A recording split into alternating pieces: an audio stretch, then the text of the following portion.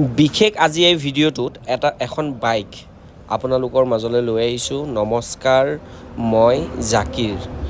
এখন বাইক যাৰ নামটো হৈছে ESD ৰাইডাৰ। এই বাইকখন মই চেলিং কৰিব বিচাৰিছোঁ। গতিকে বাইকখন খুবেই নতুন আৰু খুব কম চলিছে। অনলি 20,000 চলিছে আৰু বাইকখন ইমান চলাই নহয়। গতিকে বাইকখন মই চেলিং কৰিম। যদি আপোনালোকে ল'ব বিচাৰে বাইকখন আপোনালোকে ল'ব পাৰে। বাইকখনৰ কণ্ডিশ্যন খুবেই ধুনীয়া হৈ আছে।